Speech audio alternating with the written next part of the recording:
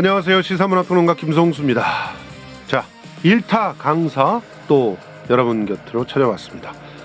이 일타 강사 시간은 약간 어렵지만 그래서 특히 그 신문이나 이런 데에서 잘 알려주지 않아서 좀 생소하게 느껴지지만 실제로는 엄청난 음모의 핵심을 이렇게 짚어내는 그런 시간입니다. 그래서 이 시간에 함께 하시면 여러분들 셀럽이 될 수가 있습니다. 여러분들의 동아리로 가셔가지고 얼마나 잘난 체를 할 수 있는지 한번 활용해 보시기 바랍니다. 자, 이 일타 강사 시간을 이끌어주시는 진정한 일타 강사 안홍구 대구 국세청장님 소개합니다. 어서 오십시오. 예, 반갑습니다. 안홍구입니다. 예.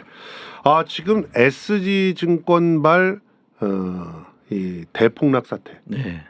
저는 사실은 그 증권계의 핵폭발이라고 불러야 되지 않을까라는 생각할 정도인데요. 그래서 지금까지도 여파가 남아 있습니다. 네. 관련 종목들이 회복을 못하고 진짜 바닥이 없이 추락을 하고 있는 그런 상태잖아요. 시총이 13조나 사라졌다고 하잖아요. 예. 그게 13조 사랐다는 게 지난주에 벌써. 그러니까요. 그러니까 이번 주 들어올 때까지 계속 사라지고 거죠. 있는 걸 갖다가 감안해 보면 진짜 이번에 그 SG발 폭탄의 그 크기는 어마어마했다 이렇게 볼 수가 있는데, 자, 지금 이 방송을 처음 듣는 분도 있을 테니까 지난 시간에 했던 거 소문 듣고 찾아오시는 분도 있을 테니까 우선 타임라인으로 이 SG증권발 폭탄이 어떻게 터졌느냐, 그리고 우리가 계속 이렇게 프레임을 누구는 뭐 이상한 얘기 쓰면서 프레임을 갖다 옮기려고 하는데 저희는 흔들림 없이 SG증권발 계속 그렇게 폭탄이다 이렇게 얘기를 해야 됩니다. 그 이유까지도 마지막에 저희가 알려드릴 텐데, 자, SG증권발 폭탄 어떻게 준비돼서 어떻게 진행됐는지 한번 보시죠. 자, 원래 90년대 중반에 그냥 역외 파생 상품이라고 하는 것을 도입을 하는 그런 시도가 있었죠. 예, 그때 당시는 이게 바로 선진금융이다. 그렇죠. 이러면서 저 때가 이제 IMF가 같이 겹쳐지는 시기잖아요. 그렇죠. 중반이면 사실은 해외 자본들이 빨리 들어올 수 있게 하려면 저는 여기에 파생 상품, 그때 당시에 뭐라 그랬는지 아냐면요, 선진적 금융 상품들이 많이 만들어져야 된다. 그래서 이명박이 나와서 선진적 금융 뭐 이러면서 막 그렇죠. 얘기했던 그런 상품들이 저 때 그냥 막 태동을 하게 되잖아요. 그때부터 이제 우리나라의 그 금융 시장이 미국의 그 파생 상품을 도입하면서 이제 이런 것도 있었네. 내용은 뭔지 모르겠는데 하여튼 희한한 상품들이 많이 나오네 하면서 이 아는 사람들은 그 모르는 사람들을 유혹하는 그런 시기가 된 거죠. 그렇죠. 그러면서 저때 등장했던 상품들이 뭐 차례차례 여러 가지 말썽들을 일으키기도 하잖아요. 사실은 파생 상품이라고 하는 건 결국 그 상품 자체는 실체가 없잖아요. 전통적인 방법이 아닌 다른 어떤 특별한 그 상품을 만들어서 별도로 이제 마치 거래되는 것처럼 하는 건데, 지난번에 이제 그 차익 거래 같은 것들이 이 상품으로 다 만들어지는 거죠. 그러니까요. 자, 여러분, 그냥 주식을 사고 팔면 주식이라고 하는 건 나중에 휴지 조각이 되더라도 물건이 있잖아요. 이렇게 물건이 있고 이 물건을 사고 파는 거에 따라서 회사의 어떤 가치가 달라지고 이런 게 눈으로 보이잖아. 그런데 차익 거래 그런 권리를 사는 거, 이건 BW라든지 전혀 눈에 보이지가 않잖아요. 그냥 주식을 신주인수권을 하면 되는데 사채를 빌려주고 신주인수를 받는다든지, 그렇죠. 그다음에 전환사채 해가지고 사채를 빌려주고 나중에 주식으로 바꿀 수 있는 전환할 수 있는 이런 것들이 이제 하나의 상품이 되는 거예요. 차익 거래를 할 수 있는 권리도 상품이 되고, 그렇죠. 이런 상황들까지 오니까 그 상품이 사실은 상품 자체로 인정을 서로가 해주니까 그게 상품이지. 원래는 상품으로 팔고 이럴 수가 없는 거예요. 원래는 사실 주식 시장에서 그냥 주식을 사고 파는 게 그게 주식 시장의 일반적인 방법인데, 그걸 변형을 줘가지고 돈을 빌려줬는데 나중에 주식으로 받을 수 있어. 이런 방식으로 그 주식을 사는 것도 지금 오늘 이야기하는 이런 방식으로 주식을 직접 안 사고 주식을 샀다 치고 그때 샀는 금액이 얼마였고 예. 팔았을 때 그때 얼마였으니까 그 차익만 내가 받아간다든지 예. 뭐 이런 식으로 상품을 만드는 거죠. 예. 그게 이제 파생 상품이라는 건데. 요거 언뜻 듣기에는 차익거래는 진짜 안전한 상품으로 보입니다. 근데, 그렇잖아요. 근데 숨어 있는 내용들을 알 수가 없죠. 맞아요.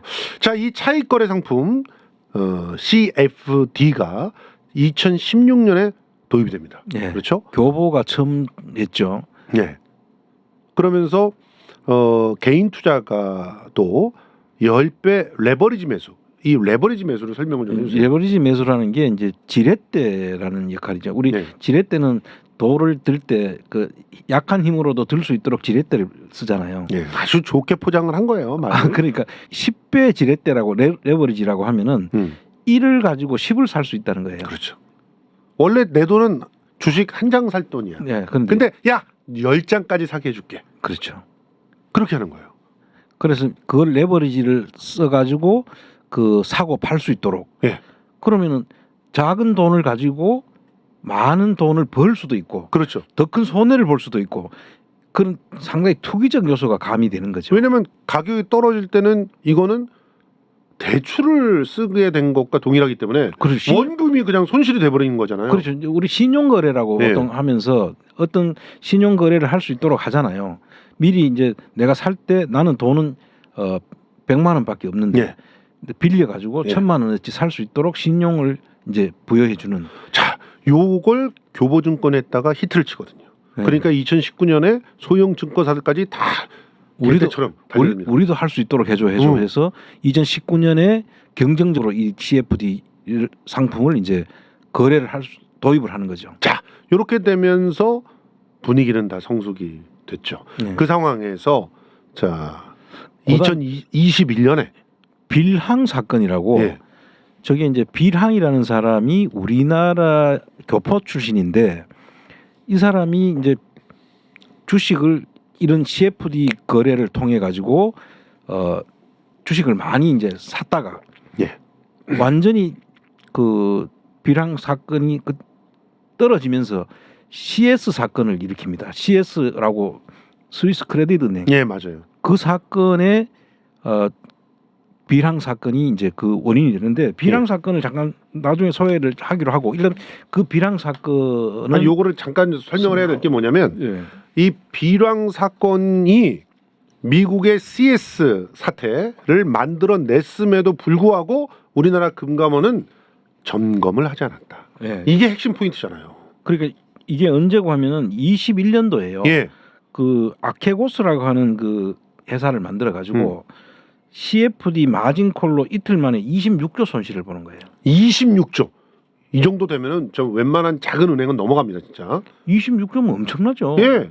그래서 26조의 빌항이 완전히 그 문제가 되면서 아 이거 CFD 거래가 문제가 있구나 하면서 그 미국에서는 전면 금지를 시켜버려요. 그런데 우리나라는 이런 내용을 알고도 그대로 놔두고 오히려 더 저걸 하는 거야. 풀어주는 거예요. 여러분, 이거 굉장히 중요합니다. 그래서 저는 여기에 모종의 음모가 있다고 저는 생각을 해요.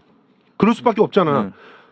여러분 신문 기사들을 2021년의 CS 사태 네. 관련해 가지고 한번 뒤져보십시오. 이거 제대로 설명하고 있는 데가 있는가? 우선 02번을 잠깐 띄워주실래요? 02번 띄워줘 보세요. 빌항 실물시킨 CFD SG 사태로 국내에서도 폭발 커지는 규제 목소리 이렇게 이제 나오지 않습니까? 여기서 지금 빌황이라는 사람 이름이에요. 아마 저 황 씨인 것 같은데 우리 교포인데 이 사람이 CFD 거래를 했다가 26조의 그 대형 사고를 치고 이 사람이 거의 망한 그런 사건이에요. 근데 이거를 했던 그때 당시에 이 빌항 사건이 터진 것도 SG 증권이에요. 그러면 사실 그때 어느 정도 예고가 됐던 거야 이게. 그리고 이 빌항 사건에 대해서 잠깐 좀 더 설명을 드리면은 매도 창구는 SG 증권이었고 SG 증권은 국내 CFD 시장에서 스왑 및 해지 역할을 주로 담당하기 때문에 사태 촉발 후 증권가 일각에서는 CFD 담보 부족으로 인한 반대 매매 가능성을 점치기도 했다. 이렇게 돼 있고요. 국내 증권사는 CFD 계약에 따라 상한 위험을 SG증권 등 외국계 증권사에 수수료를 주고 이전을 하는데 여기 다 나옵니다. 사실은 거래가 이걸 이제 우리가 이야기를 할 때 백투백이라고 이야기했죠. 예. 그리고 외국계 증권사는 현물을 보유하거나 다른 파생 계약을 만드는 방식으로 또다시 해지를 한다. 해지한다는 건 또 주식을 사는 거예요. 예. 그리고 국내 증권사에서는 주문을 내도 실제 매수 매도는 국내 증권사가 계약을 체결한 SG증권사 창구로 진행이 되는 거예요. 맞습니다. 그러니까 이 부분에서 SG증권을 우리가 의심하게 되는 원인이 되기도 하죠. 예. 자, 그러니까 이 CFD 그 거래 때문에 은행 하나가 넘어가서 미국의 그 월가를 갖다가 완전히 강타한 그런 사건이 있었음에도 불구하고 우리나라 금감원 뭐 했냐는 거예요.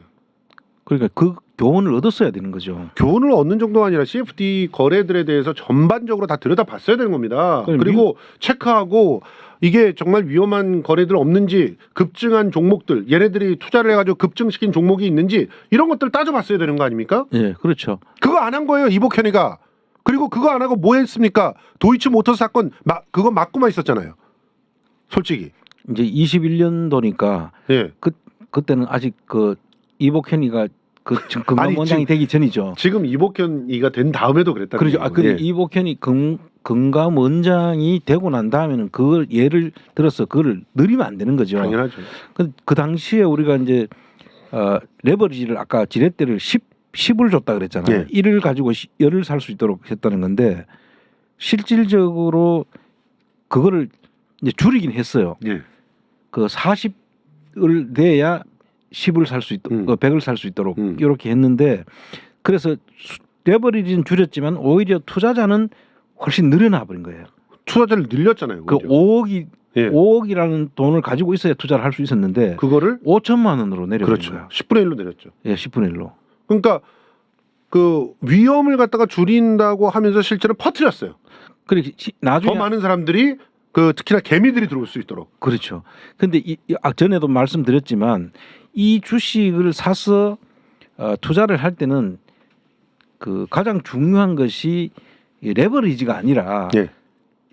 타짜들 세계에 아마추어가 들었던 거예요. 그냥 들어오게 한 거죠. 지금 우리나라는 지금. 그렇게 유도를 해서 안 되는 건데 그게 맞아요. 가장 큰 문제죠. 우리 금감원에서 그 문제인데 오히려 지금 뭐 레버리지 효과 때문에 그렇다라고 이렇게 이야기를 풀고 있는 거죠. 왜 그럴까요? 예. 기자들이 뭘 모르거나 아니면 시선을 딴 데 돌리는 작전이 진행이 된 거죠. 그렇죠. 특히 검찰발 작전이거나 기재부발 작전일 가능성이 굉장히 높습니다. 그러니까 그쪽에서는 자기네들의 책임을 줄이기 위해서는 이게 개미들한테 퍼뜨린 게 진짜 문제다라고 하는 거를 덮어야 되거든요. 만약에 이게 특정한 사람들의 작전에 짬짬이가 돼서 개미들 돈을 빨기 위해서 이런 짓거리를 갖다 했다 그러면 다 수사해야 되거든요. 전수조사해야죠. 지금 김남국 코인 갖고 뭐 전수조사하는 게 중요한 게 아니라 지금 금융감독원과 그리고 또 관련돼 있는 기재부 인사들이 이런 문제들을 갖다가 알고 뒷돈 받아가면서 오히려 야 마지막 끝나기 전에 한번 해먹고 끝내야 되겠다 이런 짓을 한 게 아닌지 그걸 따져봐야 되는 때가 아닌가 저희는 그렇게 생각합니다. 자 다시 타임라인 돌아가 볼게요. 자 이렇게 세팅이 끝났습니다. 세팅이 지금 레버리지는 줄어들었지만 그렇지만 5천만 원 이상만 돈이 있으면 누구든지 이 CFD 거래를 할 수 있게끔 돼가지고 개미들이 불공정하다 하고 아우성치던 개미들이 CFD 거래 안전해 이거 그러면서 와 들어왔습니다. 그러니까 이제 그러면서 주가 조작 세력이 붙어서 그렇죠. 점점 이제 계단식으로 계속 올라가고 있습니다. 자 그런 상황에서 세상에 이거는 진짜 부도덕해. 이게 이해 충돌이에요. 김익래 다우데이터를 매도를 합니다. 이게 최고점이에요. 이따가 타임라인 정리하고 삼천리와 청광 주가 그래프 보여드리겠지만 이 SG증권이 거래하고 있던 주 종목들이 상투에 도달했을 때 김용래 회장이 다우데이터를 매도해 버립니다. 김용래 회장하고 김영민 회장 서울도시가스 서울도시가스의 김영민 회장도 같이 자사주를 던져버립니다. 거기에 이제 17일하고 20일이잖아요. 4월. 그러고 난 다음에 4월 24일 날 데스 스피럴이 일어나는 거죠. 죽음의 소용돌이가 이제 생긴 거거든요. 딱 나흘 걸렸어요. 예. 이걸 개미들이 어떻게 알아요? 모르죠.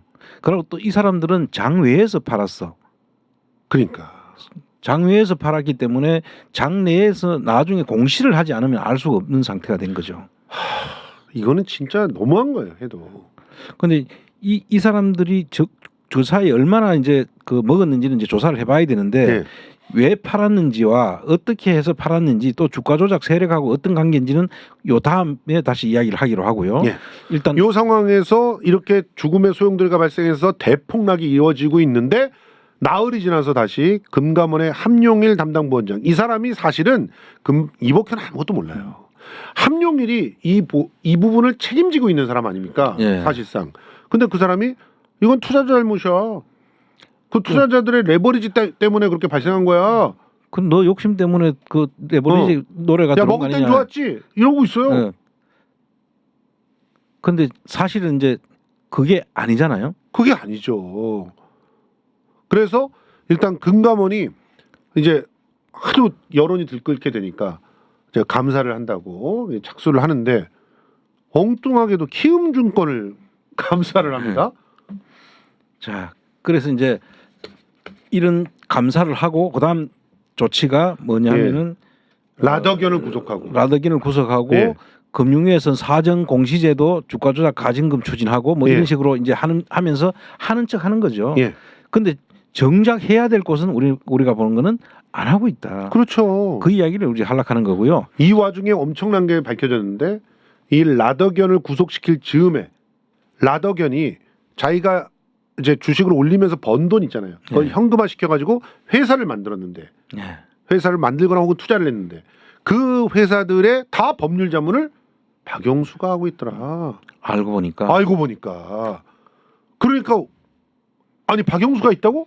그러면 검찰이 개입했다는 건데 이런 생각들을 우리 서민들이 할 때 그때 갑자기 김남국 코인 던져버렸다는 거예요. 이게 우연이냐는 거예요. 이게.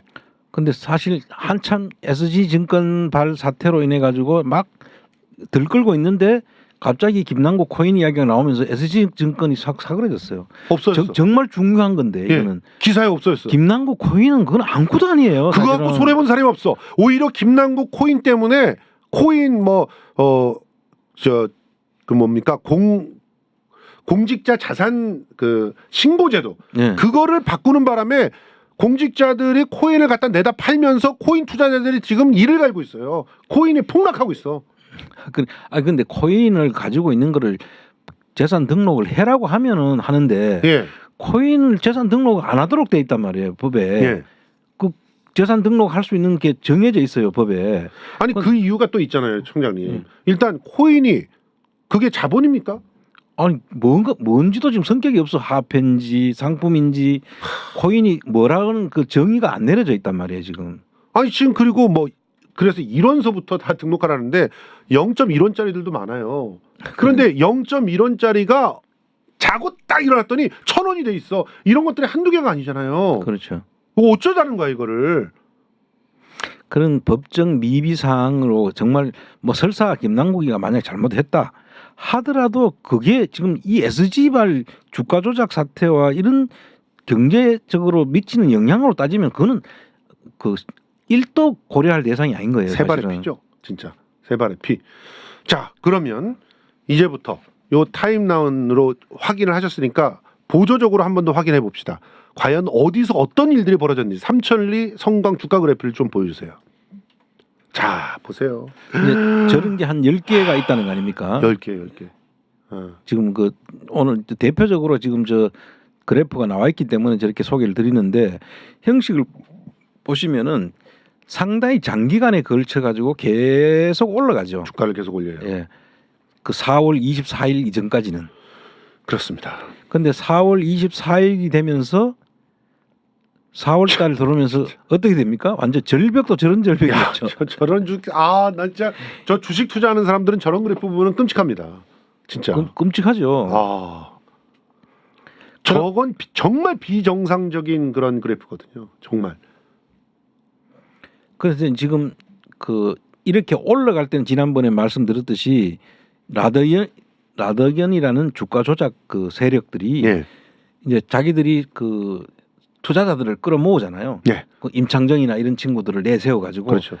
이거 내가 투자하니까 임창정이 뭐 엄청난 그 아침에 조조 파티하고 막 난리를 지기잖아요. 그렇죠. 그래서 너무 좋은데 너도 내가 저기에 편승 안 하면은 내가 뒤처지는 것 같아. 그래서 나도 있는 돈 없는 돈 끌어들여 가지고 그 돈 얼마 있으면 투자할 수 있어? 5천만 원만 있으면 할 수 있어. 그 5천 옛날에 5억은 내가 도저히 없는데 5천만 원 정도는 내가 어떻게 구해볼게 하고 돈 빌려 가지고 투자할 수도 있는 거고. 그렇죠. 그래서 투자를 열어준 것이 문제인 거예요, 사실은. 자, 근데 이 그래프를 만들어내는 라더견은 정통적인 방식의 그런 조작을 갖다 썼어요. 통정 매매, 또 네. 기장 매매, 그러니까 심지어 휴대폰을 밑장빼기라 그러나요? 그렇죠. 왜 그 다단계에서 예. 내 거 팔고 니는 사. 그러면 이제 파는 사람은 자기가 이익을 남기고 팔잖아요. 예. 그럼 그 다음에 사는 사람이 받아줘야지 될 거 아닙니까? 그렇죠. 그럼 사는 사람은 좀 비싸게 샀죠. 그렇죠. 근데 그 사람이 다시 또 팔 때 되면은 또 비싸게 또 팔죠. 올라가지고 파니까 자기는 손해가 없어. 그렇지. 그러니까 계단식으로 이렇게 돈을 받추어주면서 계속 끌어올리는 거예요. 예, 맞습니다. 그러면 계속 끌어올리면은 손해 보는 사람이 없어요. 그때 당시에는 곧 먹고 또 빠지고 다시 새로운 사람이 들어가지고 그 뒤에 들어왔지만 받쳐주면 다시 올라가니까 예. 이게 계단 형식으로 계속 이렇게 올라가기만 하니까 예. 누구도 손해를 안 보는 타이밍인 거예요, 저 시간은. 저걸 할 때 사실은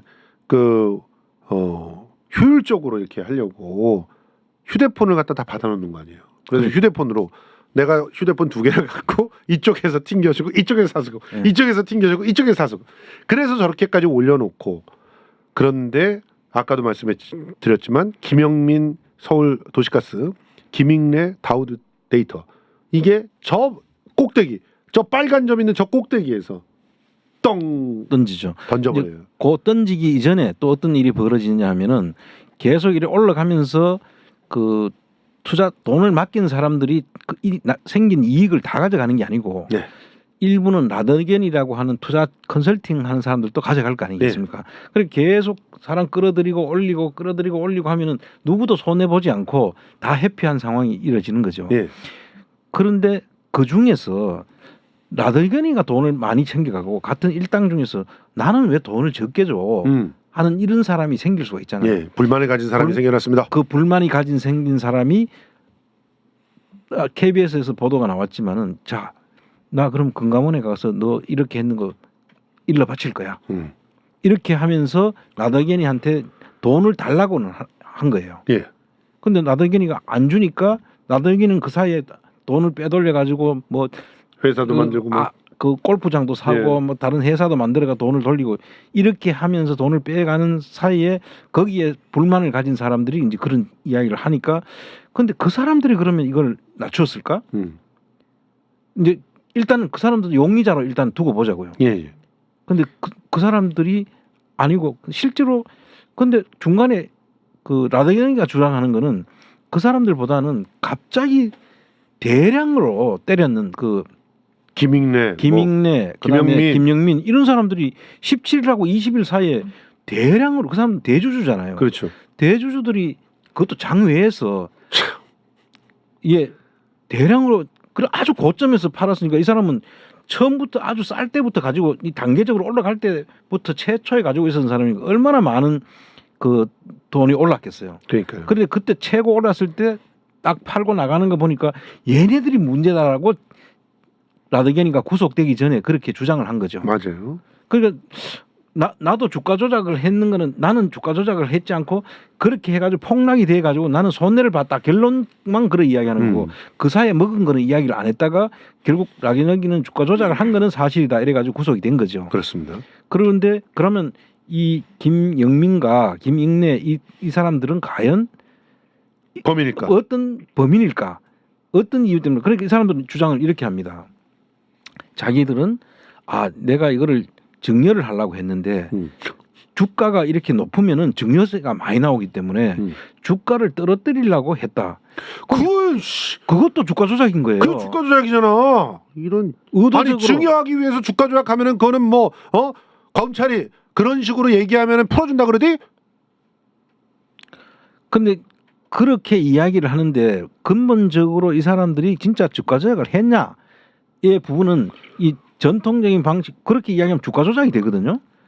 근데 이 사람들에 대한 수사는 반드시 있긴 있어야 돼요. 그렇죠. 근데 과연 라더견 세력은 아닐 거라고 보여지는 거예요. 그렇죠. 라더견 세력은 계속 올라가야 되는데 팔아치운 거는 자기들이 올라가는 것을 막은 행위잖아요. 그렇죠. 더 이상 못 올라가게 막은 행위니까 이 사람들에게 불만을 가질 수는 있으나 한편은 아닌 것 같다는 생각이 그렇죠. 드는 거죠. 자, 그러면 지금 이제 하나씩 찾아가는 거잖아요. 지금. 예. 그런데 갑자기 주가가 24일 이후에는 아까 얘기한 절벽으로 떨어져 버립니다. 그렇죠. 이게 데스 스피드를 아이고. 일어난 거죠. 죽음의 소용돌이. 예. 이게 떨어지지 않습니까? 자, 그러면 지금까지 언급된 사람 중에 예. 누가 저거를 이익을 취했을까? 이건 그림을 가지고 잠깐 한번 설명을 하자고요. 예.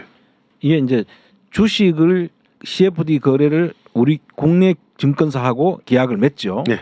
그럼 국내 증권사는 바로 돌아서서 SG에다가 주문을 합니다. 예. 그러면 그 주식을 이제 SG가 이제 사야 되는 그런 계약이죠. 근데 반드시 사야 되는 건 아니에요. CFD가. 그러니까 이게 지금 이 사건의 지금 핵심이죠. 원인이 될 수도 예. 있는 건데 그다음에 이제 주가가 급등을 했어요. 그리고 그렇죠. 이제 최고 올랐을 때 우리가 이제 이 전체를 실행 예를 보고 앞으로 저걸 하자는 건데 라견 투자가 올랐어. 그 라더견이는 계속 올라가야 되는 사람이잖아요. 그렇죠. 지금 최고로 올라가 주가 급등이 됐는데도 불구하고 이 사람은 올라가야지 새로운 매수자가 들어와가지고 그 사람이 또 더 올려가지고 빠져나가 자기가 이익이 되는 사람이에요. 그렇죠. 그런데 키움증권사 맡기니까 CFD 그를 매수해달라고 다시 SG에다 맡기니까 SG는 어떤 입장이 되냐? 야, 이거 주가가 너무 올랐는데 앞으로 더 올라가기 힘들겠는데를 판단할 수 있는 거죠. 그러면은 이 사람은 어떻게 합니까? 주식을 안 살 수 있는 거야. 그렇죠. 내려갈 게 뻔한데 이거 사놓으면은 자기들이 손해를 볼 수 있다면은 예. 안 사면은 이득이죠. 이익을 볼 수 있는 결과가 나오잖아요. 더블 이득이에요. 더블 이득. 더블 이득. 예. 자, 그래서 이 사람 입장에서는 충분히 안 살 수도 있다는데 지금 착안을 우리가 해야 되는 거예요. 그렇습니다. CFD는 무조건 사야 되는 게 아닌 거야. 예. 안 사도 장부상으로 저 기재만 하면 되잖아요. 그렇죠. 사달라 팔아달라를 예. 안 샀는데 사달라 하는 금액이 있는데 그 돈은 받아야 되잖아요. 그렇죠. 그럼 내가 안 사고 있었어. 그럼 그 차액만큼은 내 거죠. 그 이익을 공매도 포지션이라고 보통 그렇죠. 이야기하는데 공매도 포지션이 생성되는 거죠. 생성되면서 이익이 이제 주가가 떨어지면은 이익을 보고 주가가 올라가면은 안 샀기 때문에 손실을 보는 그렇죠. 이런 요 구조를 잘 이해를 해야 되는 거죠. 그래서 안 사서 손실을 볼 수 있기 때문에 확실한 정보를 갖고 있지 않으면 이건 김남국 얘기가 아니에요. 확실한 정보를 갖고 있지 않으면 이런 짓을 안 사는 짓을 못 하잖아. 그렇죠. 그러니까 여기를 들여다봐야 되는데. 김남국은 왜 손해 보면서 15억 원어치를 팔았나 이런 거 따지는 게 아니야 지금. 그런 걸 따질 때가 아니라 지금 이걸 따져야 되는 거 아닙니까? SG 증권은 과연 샀느냐 안 샀느냐 그 어디서 우리가 알 수 있느냐 이런 얘기를 갖다가 던져야 된다는 거 여기까지 정리하시고요. 네, 그리고 이제 그 보면은 지금 아까 설명했던 걸 조금 더 상세하게 이제 말씀드려 안 살 수 있다. 안 샀을 때 그럼 어떤 이익을 얼마나 가져오느냐 이제 이야기를 하자는 건데요. 고의 폭락 촉발 시의 수혜자는 결론적으로 이야기하자면 기초자산을 사거나 안 살 수 있는 기관인 SG가 본다. 주가가 내려갈 때는 안 사고 있는 사람이 이익을 보는 거잖아요. 자, 그러니까 요거 말들이 좀 어려워서 조금만 풀어드리자면 기초 자산이라는 게 결국 주식이에요. 9개 회사 주식이에요. 그렇죠. 그리고 해지라고 하는 것은 사거나 팔거나 명령 자기한테 그 시키는 대로 고객이 시키는 대로 이거를 사거나 팔거나 하는 그 행위를 해지다 이렇게 예. 얘기를 하고 있는 거죠. 위험을 회피한다는 뜻인데 이건 왜냐하면 라더기언 쪽에서 사주세요 이럴 때 안 사고 있으면 위험이 남아 있는 거니까 그러면 사게 되면은 위험이 사라지는 거고 사주세요 하면 사면 사버리면 되는 아무 거고. 문제가 없는데 그다음에 팔아주세요 그러면 팔면 되는 거예요. 근데 안 팔고 있으면 또 위험이 생기니까 그 위험을 했지 사라지게 하는 방법은 팔면 되는 거예요. 그렇죠. 그런 뜻입니다. 그 뜻은. 얘기입니다. 그래서 이걸 어렵게 기초자산 했지 뭐죠. 어려워. 왜 이렇게 안홍근 선생님 어렵게 얘기하시지 이렇게 짜증내지 마시고 요거를 그렇게 번역을 스스로 하면서 보시면 굉장히 쉬워요. 자, 주식을 산다면 사고 판다면 팔고 그러면 되는데 그걸 하는 기관이 SG. 그런데 자기가 위험을 안아. 예. 위험을 안으면서 사달라고 그러는데 안 사. 자, 팔아달라는데 안 팔아. 언제 안 사죠? 주식가 내려갈 때 안 사. 그러면 100% 해지를 안 하고 100%를 다 안 사고 예. 60%만 산다 이런 예. 뜻이에요. 100% 해지라는 말은 100%를 다 산다는 거. 다 산다는 거고 응. 60%만 해지했다고 하면은 60%만 샀다는 이야기야. 그럼 40%를 안 사고 있었다는 거잖아요. 예. 그런데 80% 폭락을 했어. 자, 그러면 어떤 손실이 있냐? 이 라더견이라는 사람은 자기 원금이 40% 있었잖아요. 그렇죠. 그리고 전액 손실됩니다. 전액 손실이 되고 빌렸는 돈 채무로 40%를 져야 되잖아요. 그렇죠.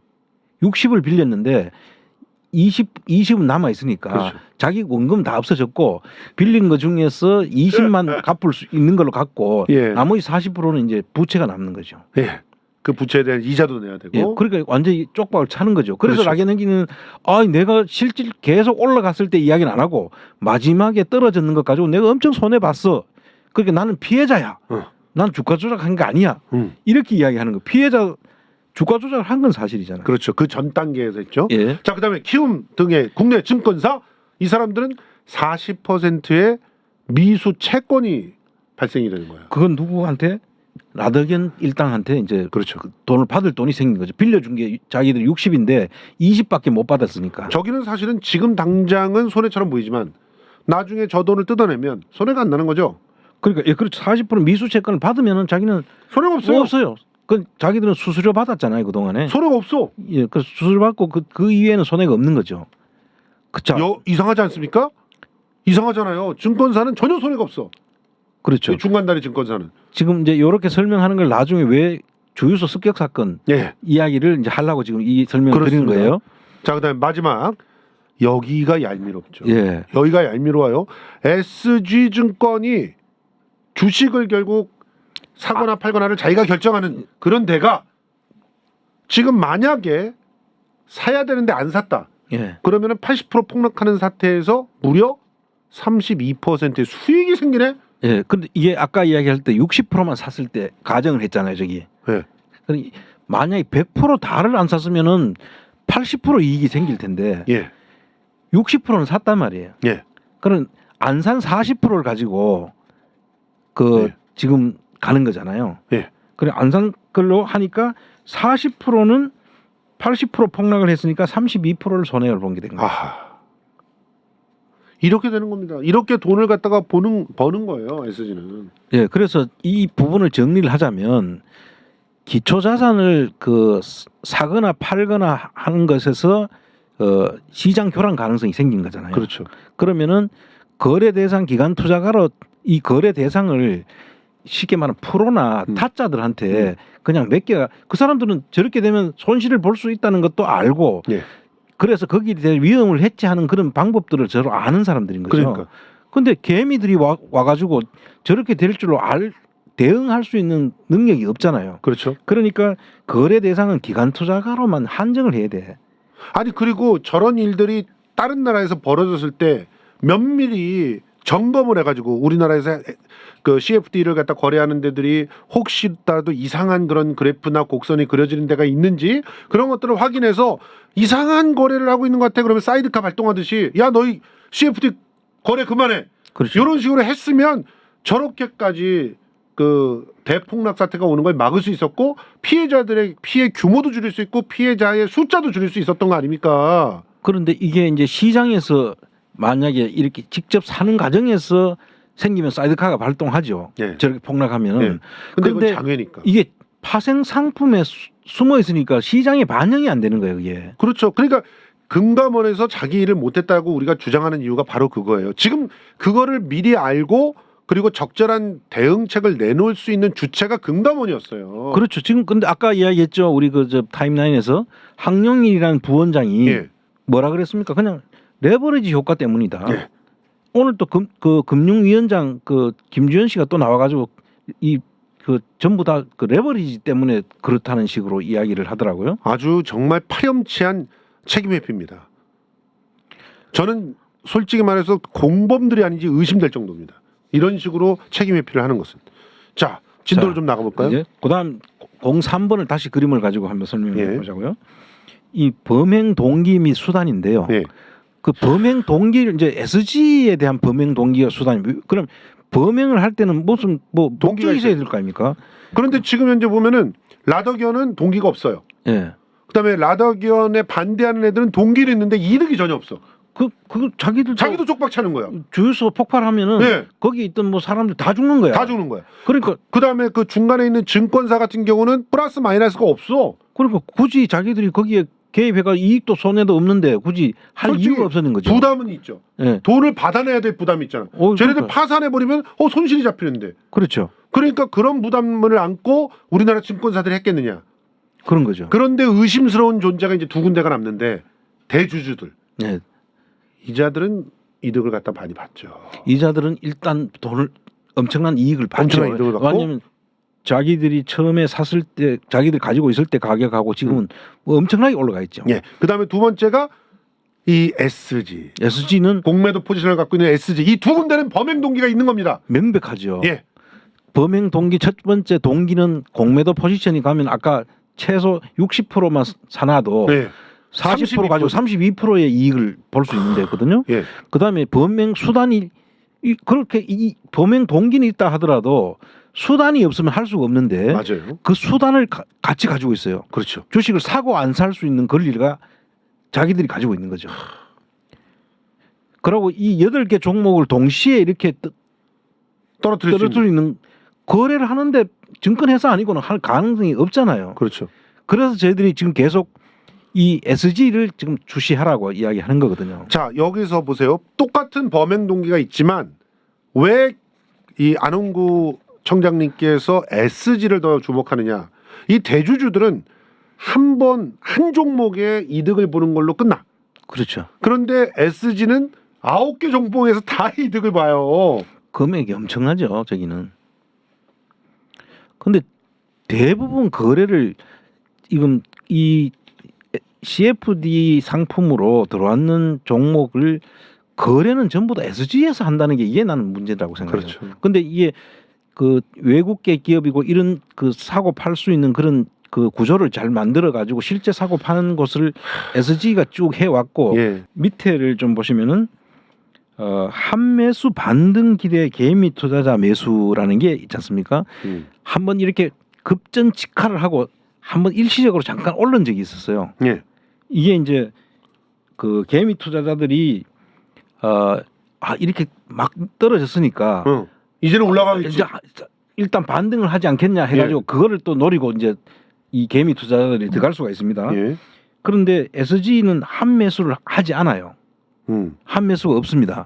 그런데 그러니까 타짜들은 이게 이제 그게 일시적으로 반등을 한다 하더라도 SG증권에서 한 매수를 해서 올라가는 걸로 아는데 그걸 하지 않습니다. 왜냐하면 SG증권은 이미 한 매수를 다 한 거예요.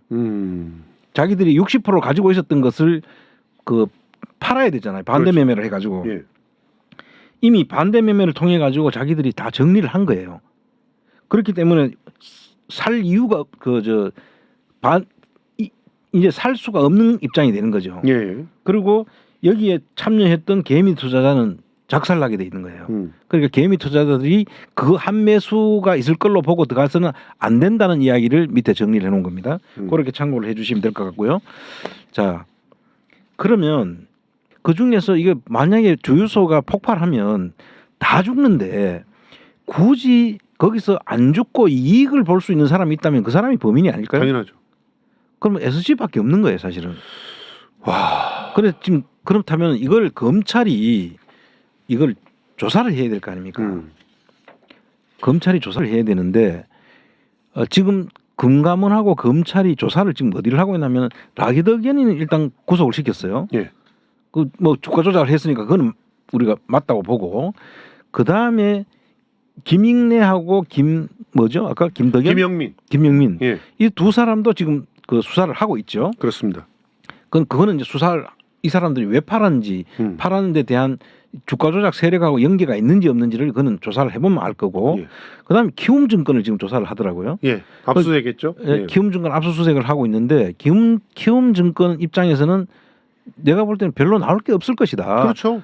아까 우리가 설명했듯이 이익이고 손해도 없는 거예요. 기초 자산은 뭐 다 SG가 갖고 있는 갖고 것이고 있는 건데 그냥 그 중간에서 그냥 거래만 이렇게 맺어준 거예요. 그 돈 빌려주고 이제 오히려 이 사람들은 먹고 돈 수술 먹는데 오히려 돈을 못 갚는 입장이 되면 그거를 손해를 떠안아야 되는 거죠. 그 채권을 회수를 해야 되는데 그렇죠. 그 회수하는 그 힘만 들잖아요. 그렇죠. 그래서 이 어떻게 이거를 그 사람들이 해소할 것이냐를 고민만 생긴 거지 예. 이 사람들이 이걸 떨어뜨릴 이유가 사실은 없는 사람들이거든요. 예. 그런데 아까 보니까 SG증권만 이거는 이익을 보는 구조인데 엄청나게. 그러면 SG증권을 수사를 해야 되는데 예. 지금 이 부분에 대해서 수사한다는 이야기를 들어본 적이 있습니까? 없습니다. 없어요. 에마는 지금 김남국이만 조지고 있잖아요. 그렇습니다. 자, 지금 이런 상황이다. 그럼 자, SG증권은 국내 증권 회사가 아니에요. 예. 해외에서도 이거 사고 팔 수 있단 말이에요. 그렇죠. 그러면 해외 여기서 지금 그 잠깐 자료를 좀 보시면 예. SG 여기서부터 중요합니다 이제. SG 예, 여러분 증권이 긴장하고 보세요. 어디 있냐? 예. 홍콩 SAR 해가지고 리저널 헤드 오피스라고 이제 나왔잖아요. 예. 이거 홍콩 SAR이 소시에테의 본부 아태 본부예요. 저기서 이걸 했은 것으로 일단 추정이 되는데 예. 그러면 이걸 과연 수사를 할 수 있느냐? 그 수사를 할 수 있는 부분이 있는지를 이제 오늘 봐야 되잖아요. 그렇죠. 자, 그 부분을 보기 위해서 이제 우리나라 형법입니다. 형법 제 6조에 보면 대한민국과 대한민국 국민에 대한 국외범이라는 조항이 있어요. 예. 이 본법은 대한민국 영역 외에 대한민국 또는 대한민국 국민에 대하여 전조에 기재한 이외의 죄를 범한 외국인에게 적용한다 이렇게 되어 있습니다. 그러니까 일단은 외국 법인도 여기에 적용이 될 수 있다는 이야기예요. 그럼 수사를 할 수 있는 거네. 그렇죠. 일단 할 수 예. 있다는 거죠. 할 수 있는 거예요. 확실하게 범죄 혐의가 있으면 들어가서 야 홍콩 가서 좀 압수수색 좀 해봐 자샤. 어? 아니 근데 뭐- 압수수색을 이제 그 나라 법에 하는 거는 이제 그쪽하고 저걸 해야 협의를 되겠지만 이 압수수색에 미치는 범위는 이제 그 나라에서 할 수 있으니까 그 나라 법하고 이제 협조를 얻어서 해야 되는데 국내에 그 한국 증권사가 있잖아요. 맞아요. 한국 지사가 있어요. SG 증권 SG 한국 지사가 증권사. 있고 예. 그다음에 09-3을 보시면은 자본시장법인데요. 예. 자본시장법에 보면은 2조에 보면은 국외 국외. 행위에 대한 적용이 있습니다. 예. 이 법은 국외에서 이루어진 행위로서 그 효과가 국내에 미치는 경우에도 적용한다. 이렇게 돼 있죠. 그렇네. 그리고 국내에 효과가 미치잖아요. 법적 근거 충분히 있다. 충분히 있다. 근데 왜 검찰은 SG는 압수수색을 하지 않습니까? 네, 또 그 뒤에 또 보시면은 그 뒤에 또 시세 조정 176조. 야 재밌네요. 176조에 보시면 예. 시세 조정 등 행위 등의 금지라고 돼 있죠. 예. 이게 이제 이 법을 위반했으니까 맞아요. 그 다음에 그 내용 속에 보시면 시세 176조의 사항 보시면은 누구든지 증권 파생 상품 또는 그 증권 파생 상품의 기초 자산 중 어느 하나가 거래소에 상장되거나 그밖에 이에 준하는 경우로서 대통령이 정하는 경우에 이 대상이 된다는 이야기죠. 그렇죠. 그 증권 또는 파생상품에 관한 매매 또 그밖에 거래 와 관련해서 어느 하나에 해당하는 행위를 해서는 안 된다. 그러니까 그 밑에 해서는 안 된다라고 예. 하는 것이 들어가 있으니까 저걸 하게 되면은 문제가 되는 거죠. 예, 우리 위법한. 법으로 처벌을 받게 된다. 이런 그렇죠. 얘기 아니겠습니까? 그게 이제 내용을 보면 파생상품 매매 등에서 부당한 이익을 얻거나 예. 그 제- 파생상품의 기초자산 시세를 변동시키는 행위. 딱 이게 해당되잖아요. 딱 여기네. 이 경우에도 할 수 있도록 돼 있는 거예요. 법적인 근거는 충분합니다. 그런데 왜 검찰이 움직이지 않은 거예요? 그러니까 이게 금감원하고 이 자본시장법을 가장 먼저 적용해야 될 때는 금감원이거든요. 그렇죠. 금감원에서 이거를 이제 그 전속 고발권을 가지고 행사할 수 있는 거예요. 그런데 금감원은 SG증권은 그 지금 털지 않아요. 키움은 그 감사를 했어요. 그러니까 만만한 것이 국내 법인인 것만 하는데 사실 이거에 의하면은 우리가 제일 지금 의심하고 있는 SG증권을 조사를 할 수 있는 거예요. 진짜 충격이야. 그 다음에 09-4 자본시장법의 벌칙 조항을 한번 보시면은 443조에 보면 예. 다음 각 호의 어느 하나에 해당되는 자는 1년 이상의 유기징역 또는 그 위반 행위로 얻은 이익 또는 회피한 손실액의 3배에서 5배 이하에 상당하는 벌금에 처한다. 그리고 산정하기 곤란한 경우 또는 그 위반을 얻은 이익 또는 회피한 손실액의 5배에 해당하는 금액이 5억 원 이하인 경우에는 벌금의 상한액을 5억 원으로 한다. 이렇게 벌칙 조항이 있죠. 그리고 그다음 7번 그다음 장을 보실래요? 증권 또는 파생상품에 관한 매매 등에 관련하여 제 176조 제4항 각 호의 어느 하나에 해당하는 행위를 한 자 해놓고 여기에 보면은 이익 또는 회피한 손실액이 50억 원 이상인 경우에는 무기 또는 5년 이상의 징역에 처하도록 되어 있어요. 무기까지 가능하다는 이야기예요. 50억 이상이잖아요. 이건 50억만 되겠어요? 예. 이익하고 손실 회피한 액이 얼마가 되겠습니까? 조 단위가 넘죠 지금. 이렇게 강력한 조항이 있는 거예요. 그럼에도 불구하고 검찰은 안 하고 있습니다. 검찰은 오히려 김남국과 관련돼서 위메이드사 등등을 갖다가 압수하겠습니다. 이게 나라야? 이 검찰공화국 쉐리들아.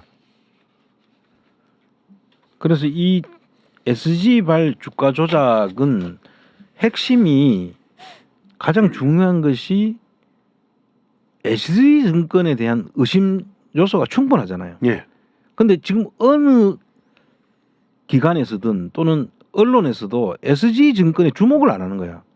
이거 사실은 너무나 쉬운 거잖아요. 그렇죠. SG 실제로 그 범행의 동기도 있고 예. 실익도 있고 예.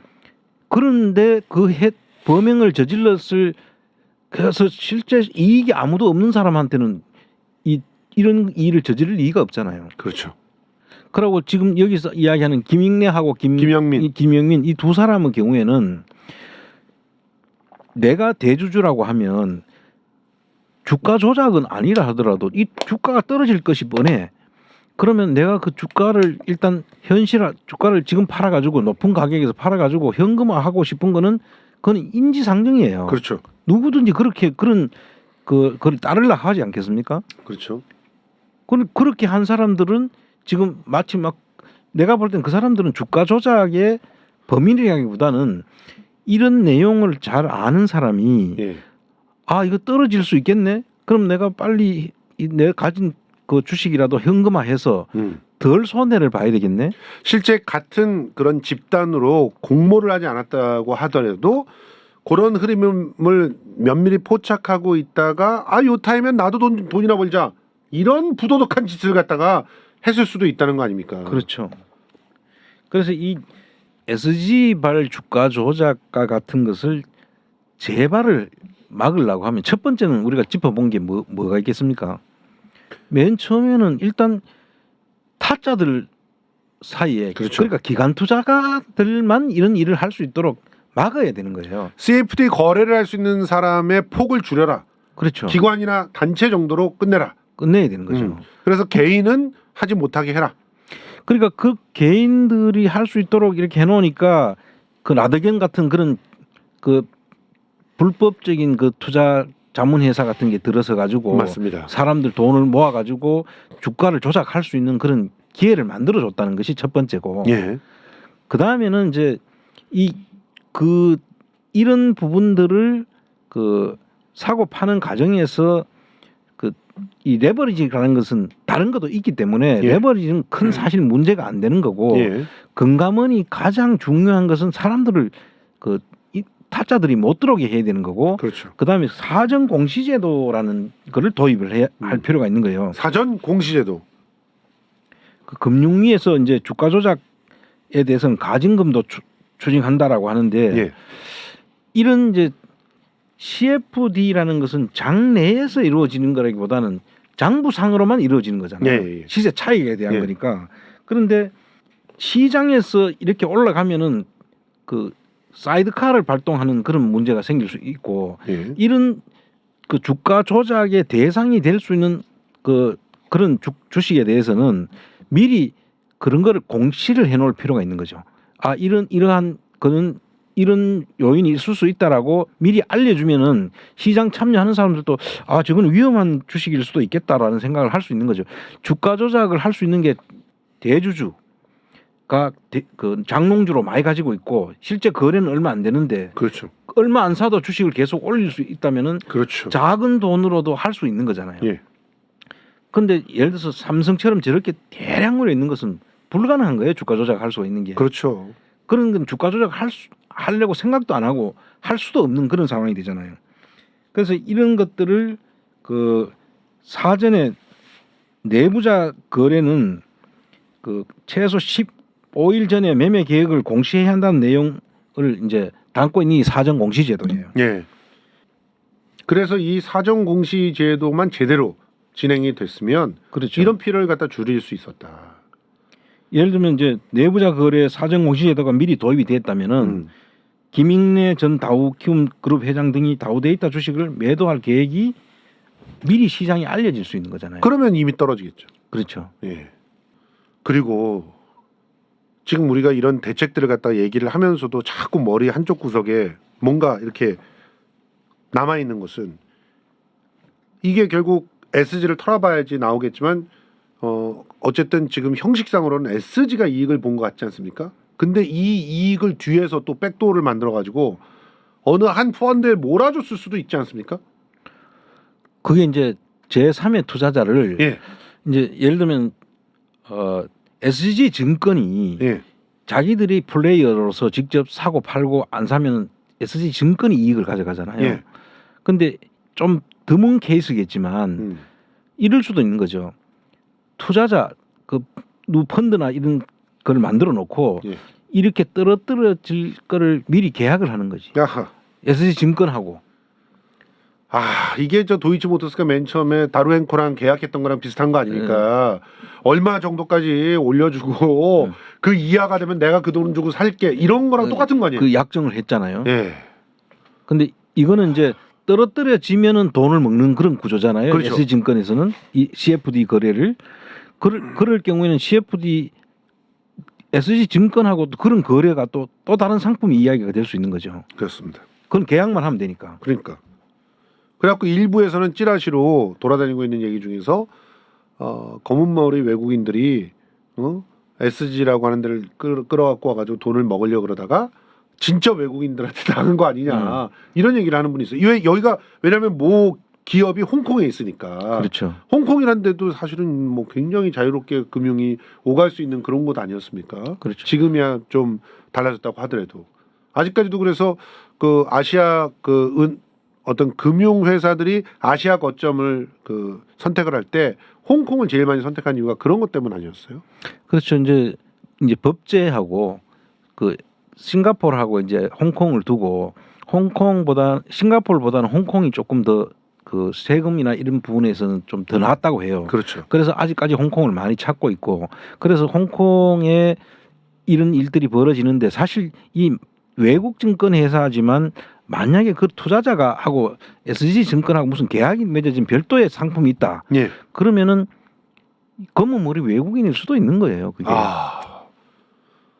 그렇네요, 진짜. 그러니까 검은 머리 외국인들이든 아니면 진짜 노란 머리 외국인들이든 어쨌든 이 SG 증권이라고 하는 데를 딱 내세워서 이 엄청난 조작을 갖게 할 수 있는 개연성이 있기 때문에 지금 수사를 해봐야 된다 이거고. 그렇죠. 그리고 우리는 선제적으로 아니 김남국 때문에 김남국 방지법 만들었잖아요. SG 방지법은 왜 안 만듭니까? 진짜 이해할 수가 없어요. 그 지금 이제 조금 더 말씀을 드리자면 이런 부분이 있어요. 예. SG 증권이 했으리라고 의심을 하는 그 더 확실한 뒷받침이 되는 증거가 예. 이제 주식이 이제 떨어지기 시작해서 예. 이제 사람들이 내려가기 시작하잖아요. 예. 그러면 이제 반대 매매라는 거를 그렇죠. 내잖아요. 예. 자기들이 내가 그 빌려줬는 돈도 다 못 받겠어. 그럼 몇 프로 밑으로 떨어지면은 반대 매매를 하게 돼 있는데 그 반대 매매를 하는 시점은 증권 회사에서 주로 10시경에 거래를 한다는 거예요. 반대 매매는.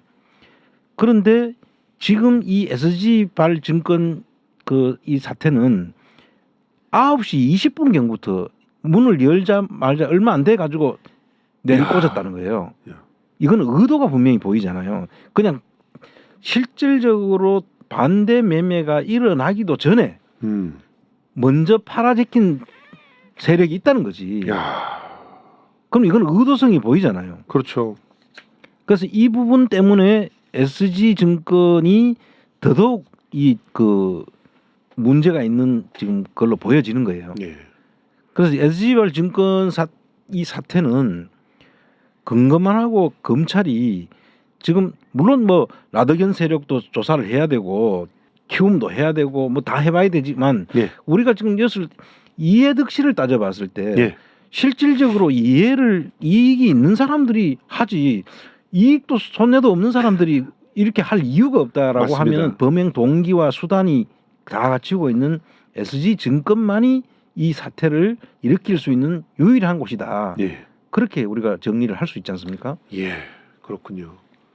그 SG증권발 이 대폭락 사태. 그래서 굉장히 많은 개미들이 다시 또 생태 같은 자기 자산을 잃은 이 사태에 대해서 집중 조명을 해봤는데 우리 아농구 TV에서는 분명히 제시를 합니다.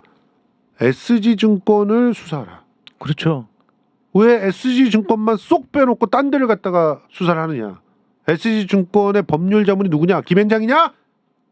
이런 질문을 던지고 싶습니다. 예.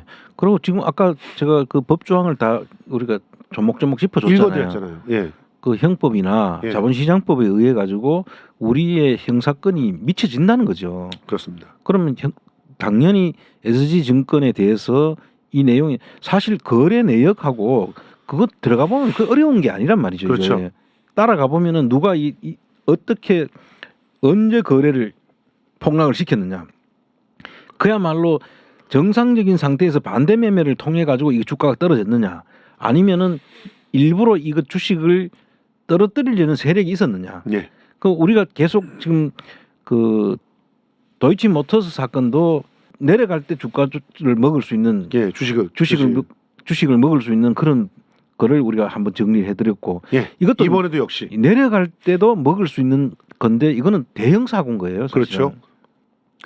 그렇기 때문에 이 대형 사고를 다시는 당하지 않기 위해서라도 철저한 수사가 필요합니다. 그리고 진짜 수사할 곳을 수사하는 그런 곳이 필요합니다.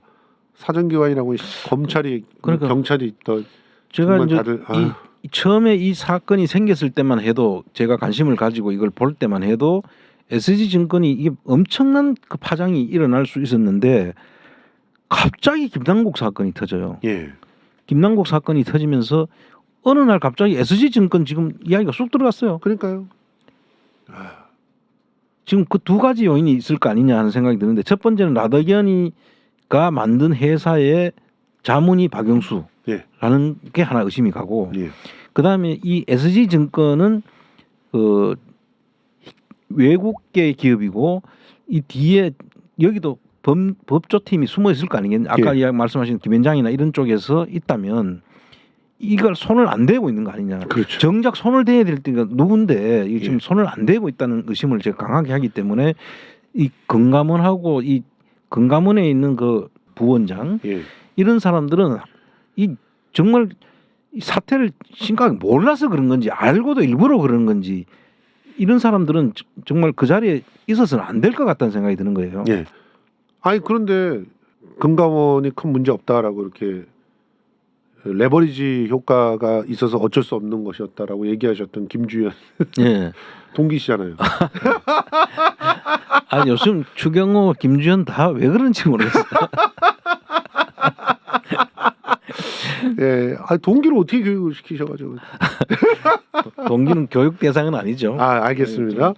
자 아무튼 이렇게 또 마무리를 해보면서 여러분들이 몰랐던 SG 사태 실제로 진짜 범인들이 어디에 있는지 누구 정도의 장난인지 이 아농구 TV에서 짚어드렸습니다. 다음번에는 더욱더 또 신박한 그런 주제를 가지고 이제 또 찾아올 텐데요. 어떻게 다음 주에는 어떤 탐사가 또 이루어집니까? 다음 주에는 우리 지금 그동안 대장동 사건은 지금 거의 다 뭐 정리는 돼 가지만 네. 사실 대장동 사건은 좀 길게 우리가 봐야 되잖아요. 예. 그 보면은 첫 시작이 어디서부터 됐냐면 그 부산저축은행 거기서부터 됐죠. 그 저축은행 수사가 사실은 그 당시 부산저축은행뿐만 아니고 여러 개 저축은행이 있었지 않습니까? 보혜저축은행 무슨 예. 또 뭐 미래저축은행 예. 이런 사건들이 있었는데 다 넘어갔죠. 그 저축은행 사건을 수사할 때 검찰의 수법이 지금 고스란히 드러나는 게 부산저축은행 사건이에요. 정말 해야 될 거는 안 하고 예.